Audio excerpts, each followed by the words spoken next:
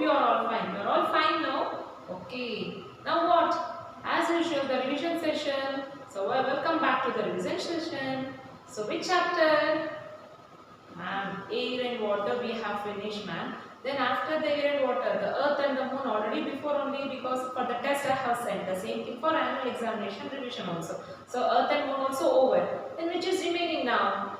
Yeah, the force and simple machine. So this revision will help for you for the fifth test along with that for the annual examination also. Let me proceed. Okay. See, that is chapter 4, force and simple machine. So what are the things we have learnt here? So we learned about the force and we learned about the simple machine. So two pictures are here. That is, one is apple is falling from a tree to the ground, and one more you can see a car is moving, and next it changes to another two-wheeler, four-wheeler and two-wheeler. So both also some force is acting here, even here also and there also. So then what we are learning? We are learning about the force and about the simple machines. So first, what is force? What is force? You may be knowing already because already you have learned this in grade 4th also. What is force? A push or a pull. A push or a pull on an object. A push or a pull on an object is called force. Right now? Yeah, if you push any object and if you pull the object, so some force. By the force, that object will move. A push or pull on an object is called force. Then, name the things that can be done by force. What they are saying here, name the things that can be done by forces. By using the force, what we can do? We can do something, no? Yeah, to do any work or to do any changes. Either recreating the shape or to displace or to change the direction. Whatever we do also, the force is needed. See here, first one, they are saying here, by the force. Okay, by applying the force, move an object. So by applying the force, we can move an object. So then afterwards, stop an object from moving. So not only we can move the object by applying the force, even we can stop the moving object. Even we can stop the moving object by applying the force. And by applying the force, whatever the object is moving now, we can make that object to move still faster. So these things can be done by the forces. One more, not only to stop the object, not only to move the object very faster, even by applying the force, we can change the direction of the movement. Even we can change the direction of the movement of an object. Then change the shape of an object. So these things can be done by the forces. That is, we can move an object, stop an object from moving, or we can move the object still faster, change the direction of a movement, then change the shape of an object. Next, after knowing about what are the things can be done by applying the forces, now in detail, move an object.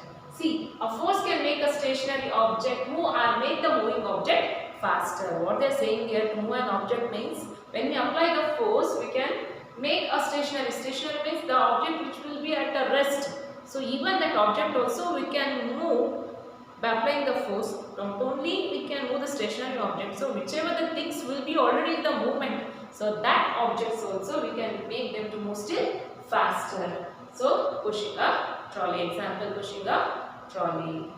Then stop an object from moving. So by applying the force, even we can stop the object from moving. See, a force can make a moving object slow down or stop. We can slow down the object or completely we can make that object in a rest, that in a stationary. Example, catching a ball. While they are playing the cricket, so once if a batsman hit, what happens? One who will be fielding, no? That person he will catch the ball. Now totally now the object have been stopped. Next, change the direction of a movement. A force can change the direction in which an object is moving. So by applying the force, even we can change the direction of the object. If it is moving straight, just by applying the force, we can make it to move slightly the other directions. Okay, either to left, either to right. So playing a football. So you observe this in the television while the players are playing the football, two teams will be there. Okay, so what they will do? They never kick the ball straight. So they will be changing the direction of the ball to reach the goal. Then change the shape of an object. A force can change the shape of an object. By applying the force, what happens? We can change the shape of an object. Example, many times I have given for you that which dough, chapati dough will be there. No? So first totally it will be in a powder form. By adding to that water and the salt will make a dough. Then we can make a ball. That ball, by applying some force, we can make into a circular shape. Okay, now chapati will be formed from a ball. A round circular shape will be formed. This is how we can change the shape of an object by applying the force. Then, after learning about the force and the things can be done by the force, now we shall learn the types of forces. So, muscular force, gravitational force, electrostatic force, elastic force, buoyant force, mechanical force, magnetic force and frictional force. Once again, name the types of forces means muscular force. The types of forces are muscular force, gravitational force, electrostatic force, elastic force, buoyant force, mechanical force, magnetic force and frictional force. Now we shall study one by one. First one, what is muscular force? What is muscular force? The force exerted by the muscles. The force exerted by the muscles to do work is called as muscular force. Example like running, walking, standing, sitting, carrying the things, etc. are done by using the muscular force. Means the force that exerted by the muscles. Next one, electrostatic force. When a piece of plastic is rubbed, with the wool, it becomes charged. Okay, so that time what happens? That plastic objects, it acts as a magnet. So this charged parts, that is called as the electrostatic force. When a piece of plastic is rubbed with a wool, it becomes charged. Okay, that charge here acts as the electrostatic force. So this force is said to be electrostatic. Next, elastic force. What is elastic force? Define elastic force. The force that brings the distorted solid body instantly back to its original position. What is elastic force? The force that brings the distorted solid body instantly back to its original shape is called as elastic force. What is buoyant force then? What is buoyant force? The upward force that makes the thing float is called, the upward force that makes the things float in the water is called as the buoyant force. What is buoyant force? The upward force that makes the things to float. That force is called as the buoyant force. Then when the solid objects, so how this buoyant force, where it is happening? See, when the solid objects are dropped in water, some float and some sink. Okay, so then when an object is dropped in water,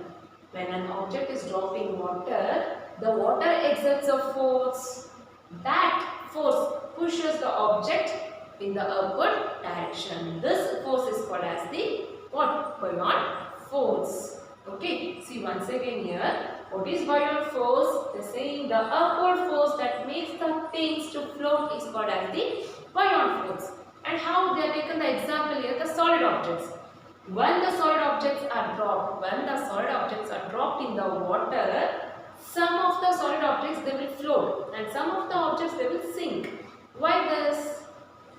See, for this, they are saying when an object is dropped in water, during that time in the water, some forces exerts in the water. It exerts a force that pushes the things pushes the object upwards. That is called as buoyant force.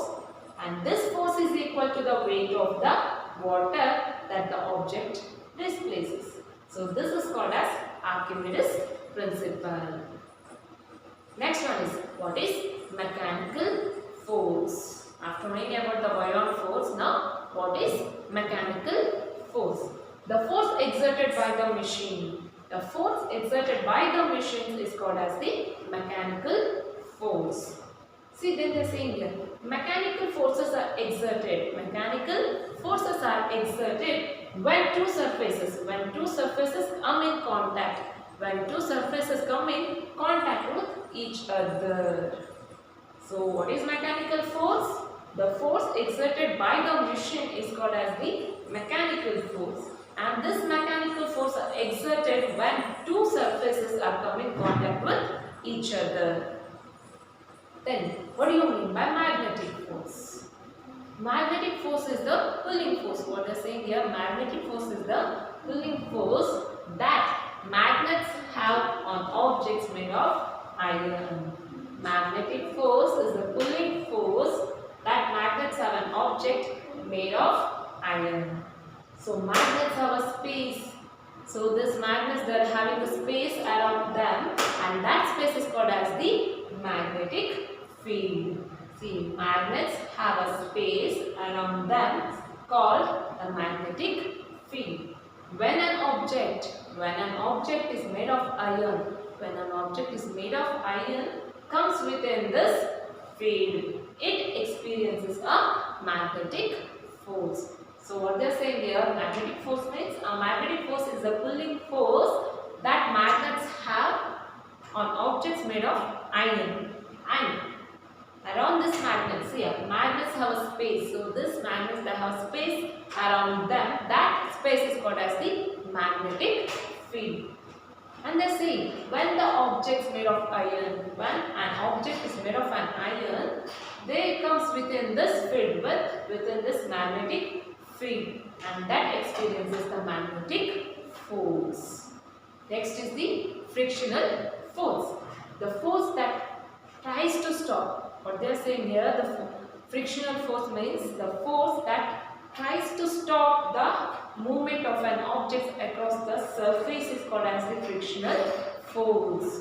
So frictional force means it tries to stop the moving object. The force that tries to stop the moving object, the movement of an object where across the surface is called as the frictional force and friction. So after knowing about the friction force, now advantages of friction. List the advantages of friction. What are the advantages of friction? So it helps us to brakes. It helps us to use brakes to bring the moving vehicles to halt. Halt means here stop. So first advantage of the friction force is it helps us to use the brakes to bring the moving vehicles to a halt. Means moving vehicles we can stop by applying the brakes. It keeps the things from slipping and gives us the good grip to hold the things in our hands. Which force? Frictional force. Then it helps us to light a matchstick. It helps us to light a matchsticks. Whenever we rub in the surface, where the rough surface will be there, no? In that area, we can easily light the matchsticks by using the match box. These are the advantages of friction. Then in which surface the friction force will be more? Where the rough surface will be there, no? In that rough surface area, the friction force will be more. Then in the smooth surface area, the friction force will be very less. So these are the things we have learned in this revision session. Okay, now it's your work now. What you have to do, you have to take down all these questions in your homework book and in your classwork. Okay, you will do now. What you will do, you will write down all these things in your classwork. First you have to watch the video, you have to note down the questions, then you have to write the answer, then you have to prepare well for your test as well as for your annual examination. I hope you will do so. You will do now? Okay. Then thank you.